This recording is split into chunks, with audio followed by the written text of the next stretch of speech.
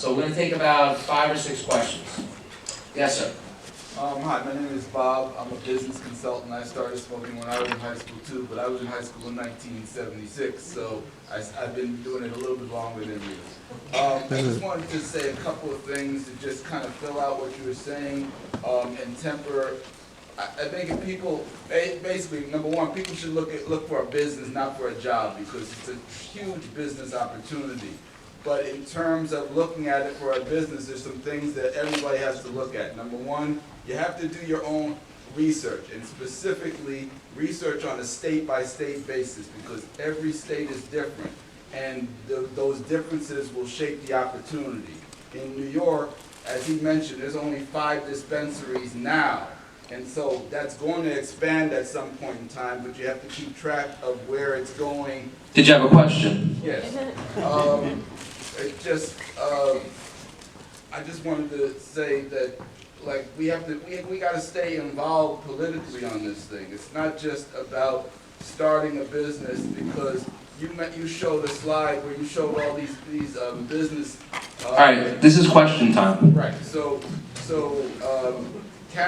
cancer is a $125 billion business, and we have to be concerned that when we disrupt businesses, they're going to come after us. So if we're not involved politically as well as starting businesses, you can bet that the Fortune 500 companies are trying to co-opt it. So I just wanted to say that this is a great opportunity we've got to look at, but if you're not looking at the whole spectrum going into it, you know, eyes wide open, you might run into road bumps that you really need to look at. Yeah, I agree. And you know, frankly guys, it's not just cannabis. Every industry, you're going to have, every time a new industry develops, you're taking dollars away from another industry, period. I mean, that's just the way it is. At this point, our economies are too developed, our countries are too developed, so you're going to always have industry versus industry, and one other thing you're going to have is people playing on both sides of the fence. So, you know, I know that there are people in big pharma that are also in the cannabis industry, and same thing with alcohol, so they want to like hedge their bets.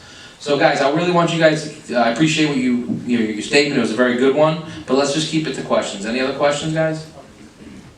So given the sort of, I guess, negative picture you're painting for New York's future, what do you think the timeline is for New York, and what's your prediction for when it actually will be legalized? So, Repeat it. yeah, so the question was, I was painting a bleak picture for New York, and when do I think that that's going to open up, essentially? Is that what you asked me? Well, I don't necessarily think it's a bleak, well, I do think that the regulations and what we have right now is a disaster piece. I just want to be honest, and I don't think that there's going to be many opportunities in the short term at all. But that doesn't mean, like, I'm making a good living right now, you know? I mean, I'm just thinking outside the box, you know? And, I mean, so it's hard. Like, as far as the store models are concerned, it's tough. But as ancillary, there's a lot of money being made out of New York. I mean, the Marijuana Doctors is a New York-based company. They're doing very well. I'm doing very well. If you want to make money in New York, it's in ancillary businesses right now. So the store models, you know, that's going to take some time. And as to your second part of the question is, when do I think that's going to change? When Governor Cuomo is no longer our governor. Yeah.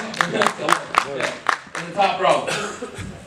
I'm over in Connecticut, and we have a dispensary out there, and I was just wondering how do you get involved in something like that?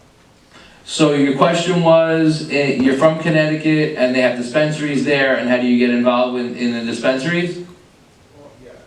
As an employee? Yes. Ask them if they have any jobs available. Next question. Yeah. Yes. Read on the internet today that President-elect Trump has named Alabama Senator Jeffrey Sessions to be Attorney General. Yeah. He is a worse Weaver Magnus fanatic than Adolf Lucifer Giuliani. What's the question? Are you aware of that? What can be done to generate as much resistance to this particular choice that the President-elect has made? Get him out. Well, you know, just because Sessions is totally against cannabis, he was, I'm sure, appointed for more than just what this industry has to offer. So, we've seen Loretta Lynch say that she's totally against cannabis and is gonna, fight against cannabis. We've seen Eric Holder more or less say the same thing. Actually, he was towards the end a little bit more open to it. I mean, this movement's going to grow regardless of who is the U.S. Attorney General, as far as I can see. And I don't think that that's going to change because we're outnumbering them. We're winning this argument, but that doesn't mean we need to take the foot off the gas. We have a ton of work to do. This is just the beginning. But I think that the groundwork has already been laid, and I think that we're going in the right direction. So we got time for about 3 more questions. Yes?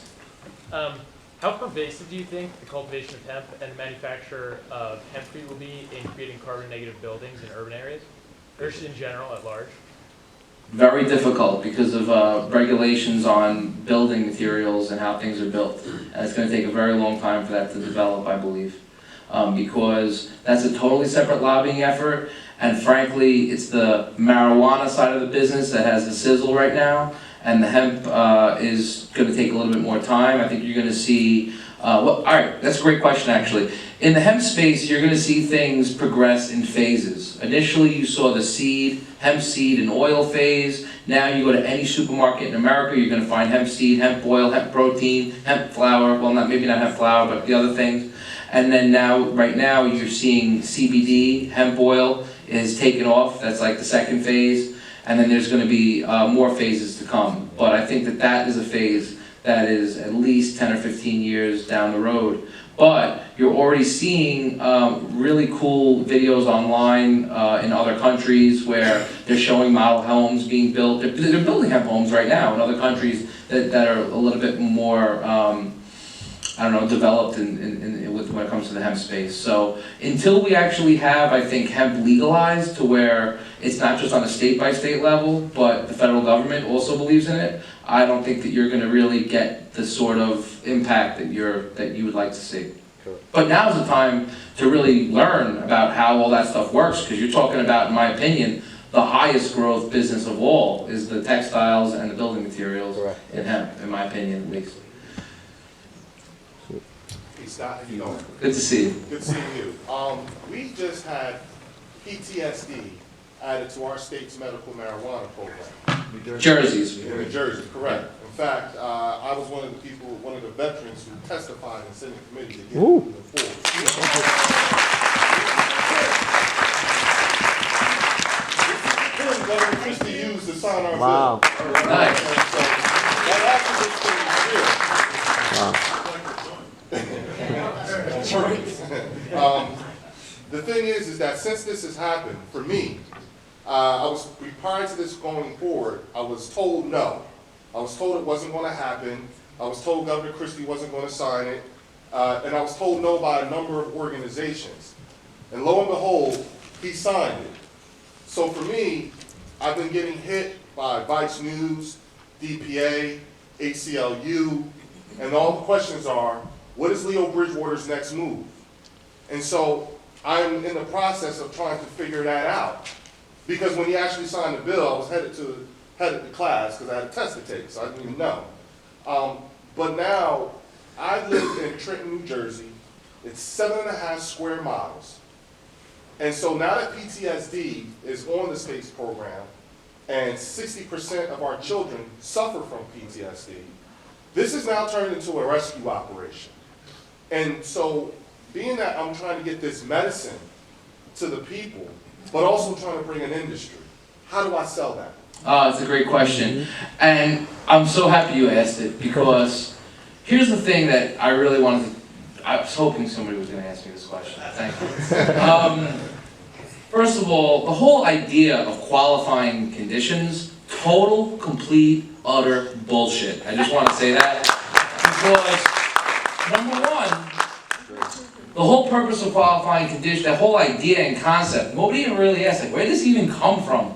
We don't have qualifying conditions for opioids or any other drugs.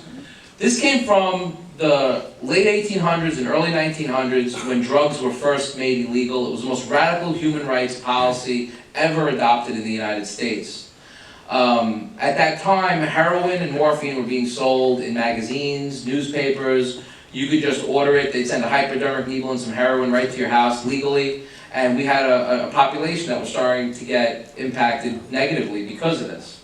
So because we had a population that had developed addiction through that, what the federal government decided to do for the first time, which was a very radical policy, was to create qualifying conditions, and in order to get access to morphine and heroin, you had to have a qualifying condition and you'd have to get a medical card.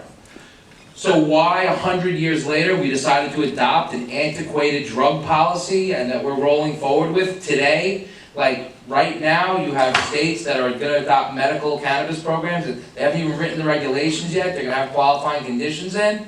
People need to be educated, that is a 100-year-old drug policy that has to go. And if you think that I'm being radical when I say this, you should all know that Washington DC already ripped up their qualifying conditions list. So it's not like this isn't something that we can move beyond. We need to fight for that. That's something we need to fight for. And also, just by the very nature of the fact that you have an endocannabinoid system, you deserve to have access to cannabinoids because the first level of healthcare is preventative medicine, not treatment. By the time they're 50 or 60 years old or 40, because liver damage, having these special needs, you just had out a philosophy bag from all the pharmaceuticals, and I really believe that hemp. Could you speak to that? And as hemp? Well, yeah, I mean, first and foremost, like last year, I lost a good friend of mine. We were friends since first grade. They put him on Ritalin before he had the chance to make his own decision for his own health care. His parents said, you know, this is what you need to be on, and then that Ritalin progressed into, you know, other drug pharmaceutical dependence as he got older, and then ultimately he couldn't afford those drugs when they took him off of them, and he went to heroin. And then he died, and he was my best friend, and I watched that whole process over the course of 20 some odd years develop, and it really hurt me. And you know, you're creating drug addicts before these kids are, you know, sometimes even have a chance to determine their own future, you know. And a lot of doctors are very drug happy. They get reimbursements from the pharmaceutical industry, and they have every incentive in the world to create a drug addict. So this is something that we need to rail against in the most fervent way. To legalize cannabis, make sure that doctors are on board with the non-toxicity and the very low physical dependence of cannabis, and I think that most people in this room would agree that I'm just preaching to the choir right now, right? So, all right, so... my point was that you could use cannabis as a replacement for antidepressants Yes. and a lot of the psychotropics, because this population has no choice. Most of them are like, you know, there's... Well, first and foremost, you can use cannabinoids to get them off, help them to wean off the withdrawal symptoms that they're dealing with, and then you can move into a treatment process, or you can do such simultaneously in many cases. However, I also want to point out, thank you, I also want to point out that I don't necessarily think that cannabinoids are the end-all be-all to medicine. I mean, I believe that, you know, we need to have doctors understand, you know, both sides of the pharmaceutical medicines as well as the cannabis medicines, and not just cannabis, but there are many other plant alkaloids which can be vitally helpful to people, and our doctors need to be educated about this, and it'll just create just a better healthcare system overall for everybody involved. So that is going to be the end of my presentation, but it's not the end of the night. We have just gotten started.